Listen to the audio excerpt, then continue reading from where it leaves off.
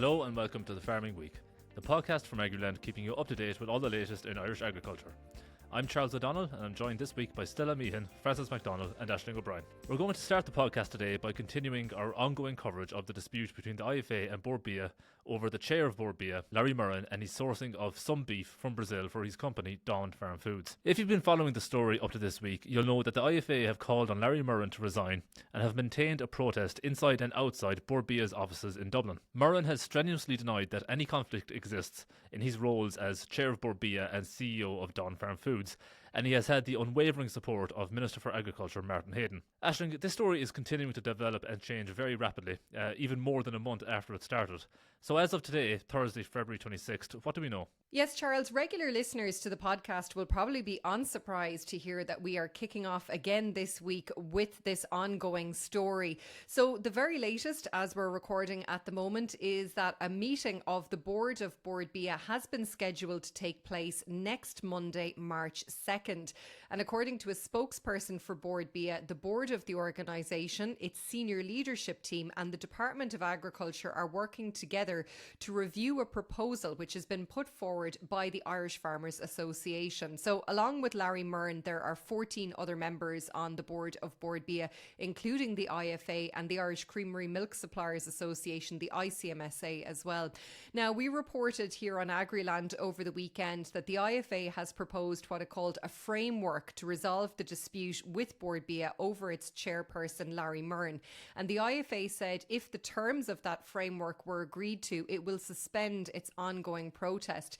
Now, the association said that Larry Meehan should step aside for at least the duration of their proposed review. But we do understand that Minister Martin Hayden remains committed to Larry Meehan staying in place and does not favour the board chair stepping aside for this proposed review or perhaps at all. And the IFA, as part of their proposed review, said that this would consist of several different strands, which include, and we have the full list if you want to look back on our coverage from last weekend, a list of minimum eligibility requirements would be agreed for future appointments to the board of Bord Bia and for the position of chair. The board governance and terms of reference would be reviewed with a focus on ensuring that they're fit for purpose and to clarify the role of the chair and the board. And the IFA said that consideration would be given to what constitutes a conflict of interest or a perceived conflict of interest. Now, in terms of the Farmer Quality Assurance Scheme and the inspection process, which I suppose is another element to this dispute which has come under the spotlight as well, the IFA wants a review of audit and inspection processes, including a review of the purpose of the sustainability survey, and this strand would also review the proposed risk-based audit approach, including commitments on reduction in audit inspection times. Now, the IFA has proposed that all strands of the review process it's putting forward would take place under a 3-person subcommittee of the board, with membership to be pre-agreed by the board of Bord Bia. Now, speaking to media at the Agri-Fish Council in Brussels this week, Minister for Agriculture Martin Hayden said he was considering the IFA proposals. Take a listen. The government position has remained clear. There has been ample dialogue, there is no doubt about that, with all key partners, and my door remains very much open. The IFA made a proposal, wrote to the board of Bord Bia on Friday, and that proposal has been considered. There are some elements of that while I don't manage day-to-day activity of any of the semi-state body boards. There is some elements of that do cross my desk, and I'll work with colleagues on that, and I absolutely want to find a resolution here as well. And that was Minister for Agriculture Martin Hayden there speaking in Brussels this week, saying he was considering those IFA proposals. And I suppose just to note, we did report on it last week here on the Farming Week that the ICMSA has also sent 11 detailed proposals to Minister Martin Hayden as well, covering both Bord Bia and the Department of Agriculture. And they have called on Bord Bia to present detailed proposals on how it intends to restore farmer confidence as well. Now, since we last spoke on the podcast, the IFA has hosted 2 further farmer meetings to add to the meeting in Claremorris last week. One meeting was in Athy on Tuesday and another was in Cavan last night, Wednesday. And on foot of those meetings, Aisling, the IFA has decided its next steps. Yes, so on Tuesday night, several hundred farmers, another huge crowd similar to what we saw in Claremorris. Many of them had to stand outside the room in the Clanard Court Hotel in Athy in Kildare. There was a 3-hour meeting that took place, and the IFA members who spoke from the floor, they were all very resolute in their view that the IFA should continue on its present course. That was, I suppose, a message that came clearly from the Claremorris meeting in County Mayo as well. Some members even wanted the IFA to escalate their action and in this ongoing dispute with Bord Bia. Now, several speakers were heavily critical of how Minister Martin Hayden was handling this dispute to date. Of course, County Kildare is the Minister's own constituency, his own stomping ground, and several speakers called on the IFA to actually hold a protest at Minister Hayden's constituency office in Newbridge this weekend. And an impromptu slogan started doing the rounds in that meeting, "Newbridge or nowhere," and that was repeated by several speakers. So at the end of the meeting, IFA President Francie Gorman agreed that plans would be put in place for a protest to take place at the Minister's constituency office. Here's what he had to say. But I do hate coming to a meeting and not going out of it without some level of an outcome. And I know you're going to back us. So I'm saying this. I'm going to go to the knock in the morning, or a National Officers Committee. I want your backing here tonight. And I'm going to propose, and we'll get the details out to you, that on Saturday, as Denny Brennan said, it is Newbridge or nowhere. So, Charles, we understand that following this meeting, the protest will take place at 2:30 p.m. at the Minister's office in Newbridge, and we understand that hundreds of farmers are expected to attend that demonstration. And as we've reported previously on Agriland, a protest already took place at Martin Hayden's constituency office earlier this month, in which several dozen IFA members took part. But I imagine that this weekend's demonstration will be significantly bigger than that. And as you mentioned, there was a meeting on Wednesday night, last night as well, in Cavan. And again, huge crowds turned out at the Cavan Crystal Hotel for another meeting organised by the IFA. And people attending that meeting were encouraged to attend the protest at the Minister's constituency office in Kildare. Now, there was no, I suppose, resolution as such from the Cavan meeting, but the IFA President Francie Gorman, who's attended all three of these, I suppose, if we'd call them more regional meetings, he said that he has spoken to the Taoiseach, the Taoiseach and the Minister for Agriculture about this issue, and he said there's still been no movement, and he said the IFA has put forward its demands and Minister Hayden has put forward his proposals, but it doesn't seem to involve the Bord Bia chairman vacating his position or stepping aside. And Francie Gorman said, "We have to see a resolution that sees the chairman stepping away from his position. Anything less is not going to start solving this issue." And the meeting, I suppose, saw several speakers calling for Larry Myrne's resignation, for Minister Martin Hayden's resignation, and some people wanted an escalation of the protest in Dublin. And look, outside of those meetings, Charles, just to note as well, we spoke last week here on the podcast about how various county councils across the country have passed motions in relation to this issue. And in the past week, 2 more councils have passed motions or adopted positions in relation to this ongoing dispute. And that brings it to a total of 10 local authorities across the country who have now passed motions. And the IFA saying on social media that those councils support their position. And I suppose that's those resolutions and motions are maybe to different levels. Ranging from calling for Larry Myrne to resign or be removed, and then others calling for further dialogue in this process as well. Now, as we mentioned, there is a protest ongoing outside the Bord Bia offices in Dublin, with 5 members of the IFA engaging in an actual sit-in protest inside the building, where they've been now for about 3 weeks. Bord Bia has this week made a statement on that protest and the wider dispute. So what did Bord Bia say exactly, Aisling?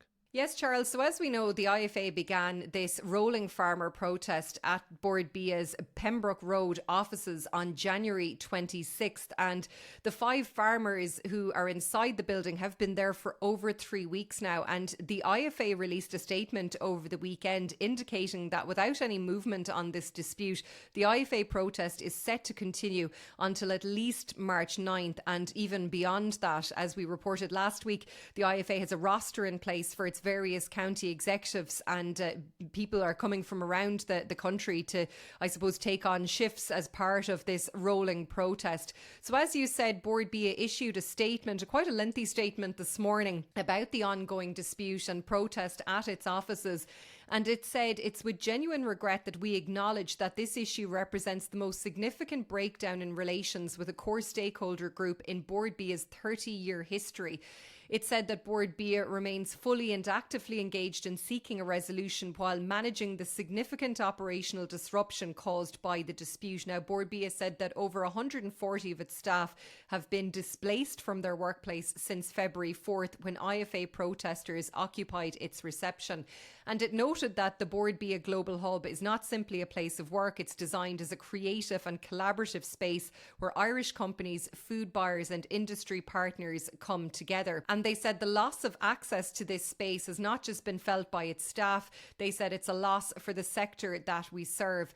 And they said multiple meetings with major international customers have been postponed, relocated, or even cancelled. And they said despite the very real challenges, they're continuing to work hard to deliver for stakeholders. And they said important client and trade meetings have continued off-site, and they continue to remain actively engaged with customers around the world. Now, Bord Bia said that the 5 IFA protesters continue to occupy the reception area of its Dublin offices, and they said that claims that the protesters are locked into Bord Bia are incorrect. They said that the 5 protesters are free to leave the building at any time, and we encourage them to do so. We previously reported on Agriland how Bord Bia said that they weren't at that stage prepared to take any legal action or seek an injunction at the High Court against the protesters, and that seems to still be the case, Charles, according to this statement. Now, they said that the protesters are being supported through daily checks by a Bord Bia health and safety officer, along with regular building inspections to ensure the occupied space remains safe. They said that food, water, medicines and sanitation facilities continue to be provided and facilitated. And they added that Bord Bia has also appointed independent security to manage the building on a 24/7 basis. So, Charles, I suppose one thing is certain, this story continues, and we will be discussing this issue again next week here on the Farming Week. Well, we'll park the issue of Bord Bia, IFA and Larry Murren for now. But the matter of Brazilian beef has been in the news for several reasons, not least because of the EU-Mercosur trade agreement, which could lead to an increase in the amount of beef entering the EU from Brazil due to a lower tariff rate. Well, the results of an audit carried out by the European Commission into the control and regulation of certain substances in the Brazilian beef sector has now been published by the Commission. So, Stella, you have the details on this. Yes, it's a bit of a bureaucratic one, I suppose, in terms of the audit. It is a complex issue that requires a lot of administrative work and checks and balances. And the EU carried out an audit in October, which it has just published this week. And that is in relation to Brazilian beef exports to the EU. Now, last October, the auditors in the EU wanted to see how much progress had been made by Brazil after a year, during which they were to implement protocols to ensure that beef with any banned hormone in the EU did not enter the market in the EU.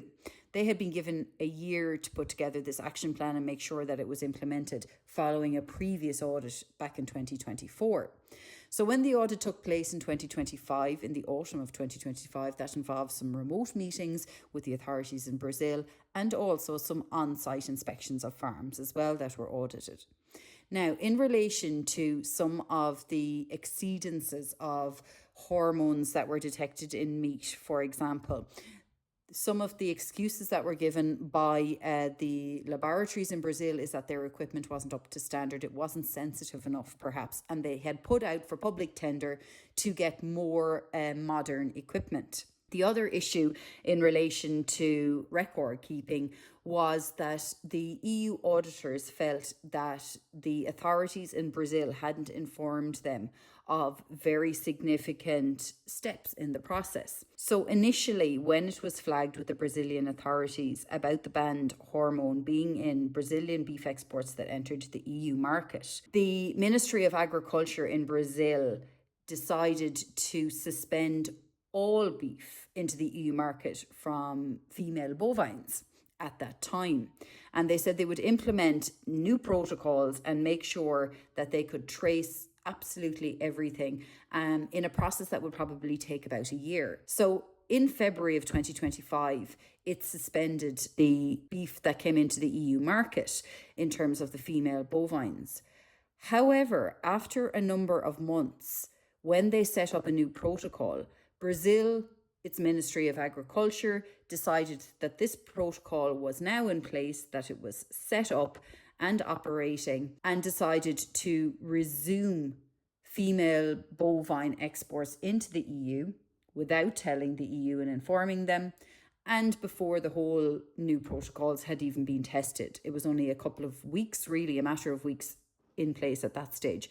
The EU said that this falls far short of the commitments that were made in the action plan and that it should have been notified. So in relation to some of the issues which still have not been addressed, then the Brazilian authorities have come back to the EU in response to this latest audit, and it has said that the latest version of the protocol has added several tools and commands that provide more security to the certification of the farms that supply animals. So only females whose age is no greater than 12 completed months at the moment of their inclusion may be included in the protocol for exporting female bovines to the EU on those holdings that declare the use of estradiol. So in the case of those holdings that they do not use this particular hormone, beyond the original rule obliging them to identify animals and stipulating ingress onto the holding at an age not greater than 12 months, there is a new determination imposing a maximum age at inclusion of 24 completed months. The new version of measures also adds a specific command for the control of the acquisition of estradiol-based medications. So the document determines the mandatory filling of a form with the trade name of the product, the active ingredient, the quantity purchased, the date of purchase, the purpose of its use, the establishment of purchase, and an invoice number. Now, that same form requires the attachment of the veterinary prescription, which is a document required for the purchase of that medication. And just one final measure there as well is another measure included is 20% of holdings that declare the use of estradiol must be audited annually. So these are the latest measures and tools that Brazil is implementing to ensure that it can continue to export beef from Brazil into the EU market. And it will be up to the EU auditors then to keep a close track on this and ensure that these measures are being implemented and that food safety can be assured. Now, staying on a very related note, it emerged in January that over 100 kilograms of Brazilian beef that contained a banned growth hormone entered the Irish market and was probably consumed by consumers here. That story, of course, has nothing to do with Larry Murren or Bord Bia, but it is a significant story in its own right. That contaminated Brazilian meat had come to the island of Ireland from the Netherlands. Francess, you learned this week how much of that beef was actually on the market in the Netherlands. So can you tell us about that? So, Charles, our listeners will be very aware of the food safety investigation that crossed borders, involved thousands of kilograms of imported meat and, of course, raised some serious questions about what was ending up on European plates. Last November, the European Union's Rapid Alert System for Food and Feed notified member states that consignments of beef from Brazil had tested positive for the growth hormone, which is banned in the European Union. Following that alert, EU controls and audits led to a recall of the affected beef. But the problem was that by the time the alerts had issued, some of the meat had already entered the EU food chain through the Netherlands. An investigation by the Netherlands Food and Consumer Product Safety Authority later found that 6 consignments of Brazilian beef containing a banned hormone had entered the EU via Dutch ports. This included 4 consignments which totalled more than 62,000 kilograms of meat, which were imported by 2 importers. Of that amount, nearly 14,000 kilograms went to a Swiss importer and close to 49,000 kilograms to a Belgian importer. The Belgian batch, notably, never entered the Netherlands. In addition to this, 2 more consignments, approximately 25,000 kilograms each, were traced to 2 Dutch importers. Those were frozen shipments, and at the request of Dutch authorities, those particular batches were successfully blocked before distribution. But not all of the beef was stopped in time, and this is the key issue, because the beef had a shelf life extending to the end of October 2025, and because the EU alert was not issued until November, Dutch officials concluded that much of the meat had likely already been sold and consumed. The total amount of this chilled beef is believed to be in the region of 5,000 kilograms. In an update to the Dutch Parliament, the State Secretary for Health confirmed it was very likely that this beef had been consumed. And of course, as you said, Charles, the Netherlands wasn't the only country affected. In December, the Food Safety Authority of Ireland was notified that 128 kilograms of the hormone-treated Brazilian beef had entered the Irish market. This supply chain was complex. The beef was imported from Brazil to a company in the Netherlands. It was then moved to Germany, transferred to Northern Ireland, and finally distributed to 3 retailers in the Republic of Ireland.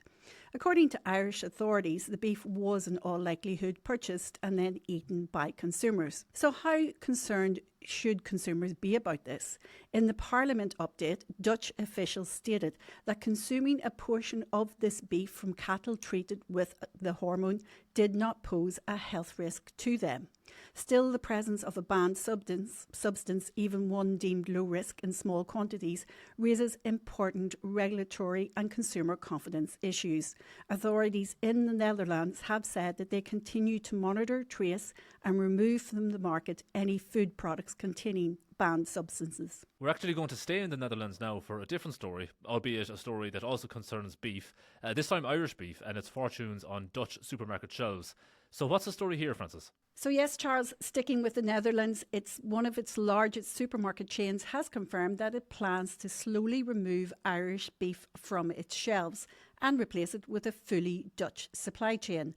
The retailer is Jumbo Supermarket, and it told Agriland that it is in the process of establishing what it calls a fully Dutch beef supply chain.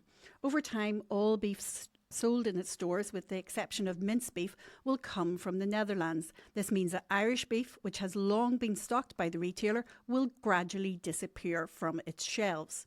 A spokesman for Jumbo told us that the company has always proudly sold Irish beef because of its quality and the extensive way cattle are raised in Ireland. But now the company says its focus is shifting. So why the change? According to Jumbo, the move is part of a broader strategy centred on animal welfare, transparency, local origin and sustainability. The retailer says it wants a short, transparent supply chain, one where every link in the chain knows exactly where the meat comes from and shares responsibility for quality. Under this model, crossbred calves, a mix of dairy and beef breeds, will remain close to the farm where they are raised. There's an emphasis on animal welfare and natural behaviour, and production is kept regional, reducing supply chain length and increasing traceability. Jumbo says that already about 50% of its fresh beef comes from this more sustainable Dutch concept.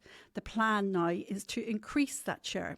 So Charles, you might ask, why does this move matter to Ireland? Well, interestingly, Jumbo made it clear that it still recognised the quality of Irish beef. However, it noted that cattle production methods in Ireland are expected to remain unchanged. That appears to be part of the reasoning behind the retailer's decision to build its own domestic chain, one that aligns more directly with its branding and sustainability targets.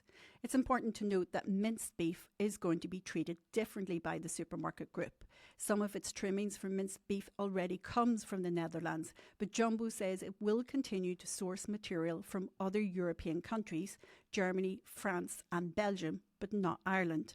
This move by Jumbo reflects a broader trend in European retail. Supermarkets are increasingly looking for local sourcing, supply chain transparency, lower food miles and clear sustainability messaging. For Irish beef exporters, developments like this are worth watching. The Netherlands is a key EU market, and if one major retailer takes this decision, the question is, will others follow? We know retailers are responding to consumer demand. Shoppers increasingly want to know where their food comes from, and many prefer locally produced goods when possible. For now, Jumbo says the transition Irish beef off the shelves will happen slowly. There's no overnight removal, but the direction of travel is very clear. Irish beef has long held a reputation for quality in European markets. The question now is, will local sourcing strategies across the EU impact on retail buying decisions? Now, we're going to take a break from beef-related news for a moment and talk about a new package of financial support for tillage farmers. Aisling, can you give us the lowdown on this? Yes, Charles. So following some particularly tough years for tillage farmers across the country, this is a long-awaited €30 million support package for the sector. As we know, under Budget 2026, there was €50 million ring-fenced for the tillage sector for a support scheme, as well as the protein aid scheme and the straw incorporation measure as well. Now, the new National Tillage Sustainability Support Scheme is going to provide payment to applicants who declared cereal and oilseed rape crops on their 2025 Basic Income Support for Sustainability or BIS application and other area-based applications. So the crops that will qualify for this new scheme include barley, wheat, oats, rye and oilseed rape. We've full details of the payment rates, which range from €50 an acre to €110 an acre, depending on the size. And you can find out more details on our website and app. Farmers, as I said, have to have declared eligible crops on their 2025 BIS or other area-based applications in order to apply for the payments. And the online applications can be made through the AgFood portal by the closing date of March 9th. Now, IFA Grain Chair John Murphy acknowledged the opening of the scheme. He said that this €30 million scheme was a start, but he said IFA strongly believes that €65 million a year is actually what's needed to support the tillage sector on an ongoing basis. And the Irish Grain Growers Group said that the €30 million support package for the sector is very welcome and badly needed ahead of spring planting. But it said while it is a help, more support is needed for the sector, and they would hope that this is for more than just 1 year and is part of a longer term commitment by the government for the tillage sector. And staying on schemes, Aisling, but veering back towards beef, payments to farmers in one of the key dairy beef schemes, the CAP Strategic Plan Dairy Beef Welfare Scheme, are now underway.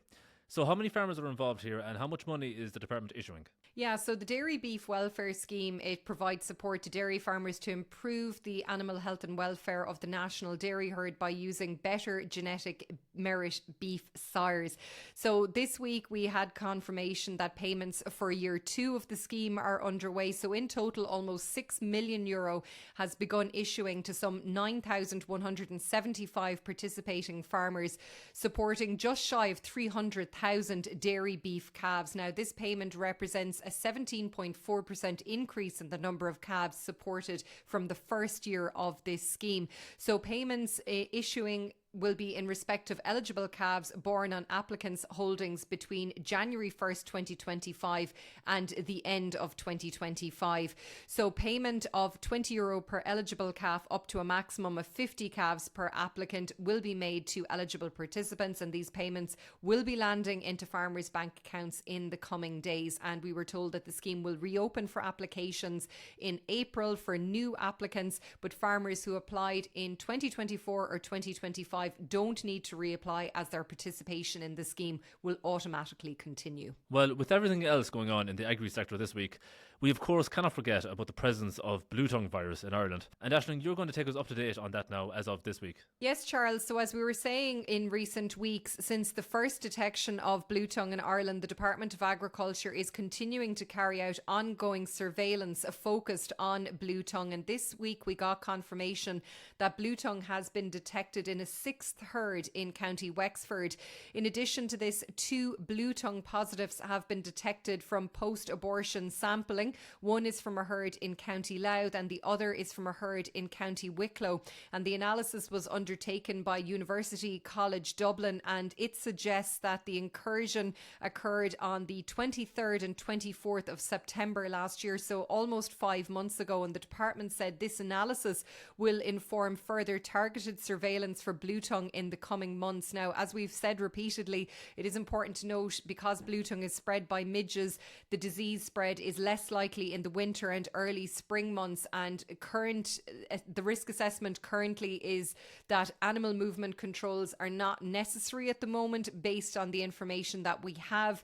Ireland, though, has lost its bluetongue free status, which has ramifications for trade, and the department said that its discussions are ongoing with its counterparts both in Northern Ireland and in the UK in relation to getting live exports back up and running. As we know, there has been a particular issue when it comes to Northern Ireland. We can send live animals up there direct for slaughter, but outside of that, that is not possible at the moment. And of course, that has raised concerns when it comes to sales and the trade of pedigree animals as well. So that is something the department said it is working on. The IFA has said that matter could be resolved within the coming week, but we will bring you any update on that as soon as we have it. Finally this week, an interesting story to finish off with. If you've ever found that a weather warning from Éireann that applied to your county ended up not really reflecting the actual weather in your locality, then the National Forecaster has proposed a solution. Can you tell us about this, Aisling? Yeah, Charles, weather warnings are something we're very familiar with here on Agriland. Depending on the time of the year, there could be several warnings issued in a week or maybe even in a day. And it hasn't been unusual, I suppose, since the start of this year, given the sheer level of rainfall we've had, particularly in the eastern half of the country. So as you said, Éireann has confirmed this week that it's going to replace county-wide weather warnings with a new, more localised system later this year. And a spokesperson from Éireann told us that the current system is well established, it's robust and aligned with international best practice. But they added that Éireann is progressing on a more localised polygon or shape-based weather warning system. Now, this system will replace the county-wide alerts with sub-county guidance, which Éireann said is more relevant to communities. And this enhanced localisation will provide clearer direction to those at risk and support more targeted emergency preparedness. And the aim is to have the system in place later this year. And the development of this new weather warning system was confirmed in response to a recent parliamentary question tabled by Laois Fine Gael TD William Aird. Now, Deputy Aird welcomed the proposed change, and he said that the current system is too broad for Ireland's varied landscape and island conditions and often results in warnings not reflecting the actual risk on the ground. And he highlighted, as you said, there's something what a lot of people would probably agree with out there, that during named storms and periods of wintry weather, status orange or maybe even red alerts are sometimes issued for several counties, even though only particular areas within those counties face severe conditions. And of course, that can lead to a lot of disruption. It can lead to school closures and issues with transportation. And he believes that the new system will bring clarity and it will end the unnecessary disruption that blanket county warnings can cause, while still giving clear safety information to people who need it. And he said people do not live their lives by county borders. I don't know if I can say that as a Kerry woman. But he said weather does not respect them either. And he said this is a practical step and it will help protect homes, businesses and lives. So I think it's something that we'll always want to see more accuracy in our weather. And we look forward to this new system being rolled out later this year, hopefully. Well, that's pretty much it for this week. Just a quick reminder before we go. The open season for both hedge cutting and burning closes on February 28th, which is Saturday. So from Sunday, March 1st, it will be an offence to burn vegetation on uncultivated land or to cut hedgerows until August 31st. Although in the case of hedge cutting, there is an exception for maintaining hedges if they pose a risk to road safety. But that's where we'll leave it for this week. Please don't forget to rate, review and follow The Farming Week on Spotify, Apple Podcasts or wherever you get your podcasts. We'd love if you could spare some time to give us 5 stars and share The Farming Week with anyone you think might be interested. From Stella, Francess, Aisling and myself, all the best.